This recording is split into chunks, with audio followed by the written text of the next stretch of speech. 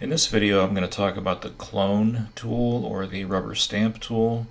So over on the left side, let's see, not quite halfway down is this rubber stamp symbol.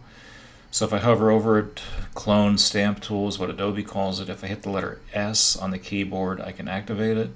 If you hit the drop-down menu, there's a pattern stamp tool. So ensure that clone stamp tool is enabled. Once that's enabled, the clone stamp tool is a brush, which you'll see in a second here. Up here, under the word Photoshop, this is the type of brush and the size of the brush. In this case, 126 pixels wide. If I hit this little drop-down menu next to it, everybody's a little bit different, but like I have a zillion brushes installed in my Photoshop. If you hit that little drop-down menu, just choose soft round. It should be the very top left, right? That's typically what is defaulted to. And this is where you can set the size of your brush with this slider. And there's other ways to set the brush size. There is so much you can do with brushes in Photoshop. It's crazy. But for our purposes, if you have it set like around 130, that's cool, 126, 130, whatever. So this is great, so this soft round, 130 pixels, we're ready to roll. And just click anywhere off the canvas to get rid of that annoying menu. Okie doke, so what you got to do is, first of all, hover over near the fish here. Hold down the Option on the Mac or Alt on the PC, and this new kind of crosshairs will come up. Don't click anything yet. With it still holding down Option or Alt, place the crosshairs on the front of the fish here, and then click once. Okay. Now you can let go of the Alt or Option key.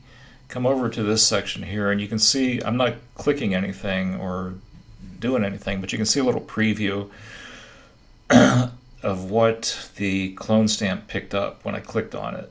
Okay, as I do this, or as you play around with this, it'll make sense to you. Now if you click, hold, and just carefully paint, you can start to clone the object. Now as you're doing this, look at the fish on the left, and you will see a little crosshair moving, and that's where, wherever the crosshair on the left fish is, that's what's being painted on the right.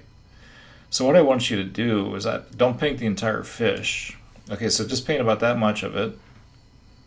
Once again, come back over to the fish, the front of the fish, hold down the Option or Alt key, and sample that same place again. The front of the fish. It's not a nose, I guess, and then come over here and then paint another fish head. And that's cool like that.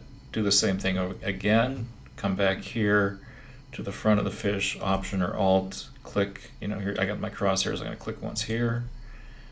And then I'm just going to paint another fish head here. It looks a little bit creepy, but that's what I want.